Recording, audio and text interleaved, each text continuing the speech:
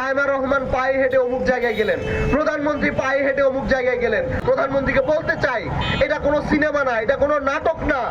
আপনি এখানে শাহরুখ খান হইতে আসেন নাই, আপনি সিনেমা হলে যাওয়ার থেকে আপনি হসপিটালগুলোতে যান। বিএনপি সরকারের কিছু ভারতের দালালরা যারা বাংলাদেশে বসে আছে, প্রধানমন্ত্রী তার স্ত্রীকে নিয়ে গাড়ি চালাচ্ছেন। আমরা দেখতে পারি প্রধানমন্ত্রী বৃষ্টিতে তার স্ত্রীর মাথার উপরে ছাতা নিয়ে তারা বৃষ্টিতে একসাথে হেঁটে যাচ্ছেন। জায়মা রহমান পায়ে হেঁটে অমুক জায়গায় গেলেন, প্রধানমন্ত্রী পায়ে হেঁটে অমুক জায়গায় গেলেন।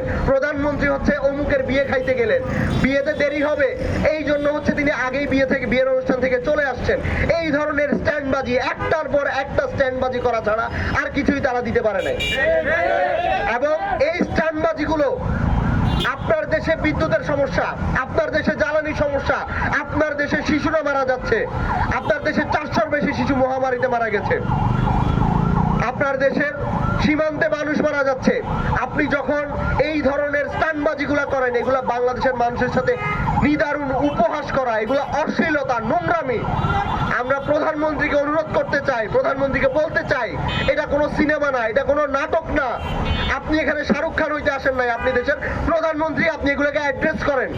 আপনি সিনেমা হলে যাওয়ার থেকে আপনি হসপিটালগুলোতে যান, ওই বাচ্চাদেরকে পরিদর্শন করেন। আপনি দেখেন হসপিটালগুলোতে কি অবস্থা, হসপিটালগুলোতে বাচ্চাদেরকে দেওয়ার মতো অক্সিজেন আছে কিনা। আমরা এই সরকারকে যথেষ্ট সুযোগ দিয়েছি। আজকে 400 শিশু মারা যাওয়ার পরে আমরা আজকে রাস্তায় নেমেছি। বিজেপি সরকার গঠন করার পরে মুখ্যমন্ত্রী হিসেবে যখন শুভেন্দু অধিকারী শপথ নিলেন, শপথ নেওয়ার পরে তিনি প্রথম বললেন বিএসএফ কে, অর্থাৎ ভারতের যে সীমান্ত রক্ষী বাহিনী আছে তাদেরকে তিনি নির্দেশ দিলেন যে বাংলাদেশের যে সীমানা নাকি, ভারতের সীমানা নাকি বাংলাদেশের বিজেপি দখল করে রেখেছে, সেই সীমানাগুলোকে উদ্ধার করার জন্য তিনি বিএসএফ কে উস্কানি দিচ্ছেন, বিএসএফ কে তিনি নির্দেশ দিচ্ছেন। তার অর্থ হচ্ছে আমাদের যে পার্শ্ববর্তী ভারতের যে সীমান্তগুলো আছে, সেই সীমান্তগুলোতে একটি উত্তেজনা তৈরি করার জন্য ভারতের যে রাজ্য সরকার, পশ্চিমবঙ্গের যে রাজ্য সরকার এবং ভারতীয় সরকার, তারা ইচ্ছাকৃতভাবে এখানে একটা সমস্যা তৈরি করার চেষ্টা করছে। আমরা দেখতে পাচ্ছি যে কসবা সীমান্তে যখন 2 জন নাগরিককে হত্যা করা হলো, বাংলাদেশি নাগরিককে, তখন বাংলাদেশ সরকার থেকে এক অদ্ভুত নীরবতা আমরা লক্ষ্য করলাম। বাংলাদেশ সরকার টোটালি কোনো ধরনের কোনো প্রতিক্রিয়া দেখায়নি।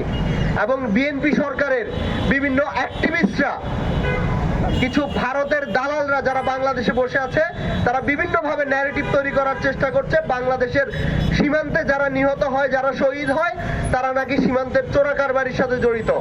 আমরা তাদেরকে ধিক্কার জানাতে চাই যে তারা বাংলাদেশের সার্বভৌমত্বের উপরে এই ধরনের আক্রমণকে জাস্টিফাই করার জন্য বসে আছে। আমরা জানি না এই সরকার ভারতের সাথে আসলে কি এমন চুক্তি করেছে, তার ভিত্তিতে তাকে আজকে এই ধরনের নতজানু পররাষ্ট্রনীতি অবলম্বন করতে হয়। আমরা যখন দেখতে পারি যে নেপাল একটা ছোট রাষ্ট্র হয়েও তারা ভারতকে চ্যালেঞ্জ জানাতে পারে, ভারতের চোখে চোখ রেখে এই পররাষ্ট্রনীতি নিয়ে তারা কথা বলতে পারে, কিন্তু সেই জায়গায় বাংলাদেশ অনেক দিক থেকে নেপালের থেকে বেশি স্বয়ংসম্পূর্ণ হওয়ার পরেও বাংলাদেশ তার যে রাজনৈতিক অবস্থান, শক্তিশালী পররাষ্ট্রনীতি, সেটি নিতে পারে না। যদি মনে করেন যে এই দেশে আপনাদের বিরুদ্ধে কথা বলার মতো কেউ নাই, বিরোধিতার মতো কেউ নাই, আপনারা ভুলে যাচ্ছেন আমরা 5 জন হলে 5 জন, 10 জন হলে 10 জন, 100 জন হলে 100 জন আমরা রাস্তায় দাঁড়াবো, আমরা প্রতিবাদ করব, আমরা আপনার বিরুদ্ধে দাঁড়াবোই।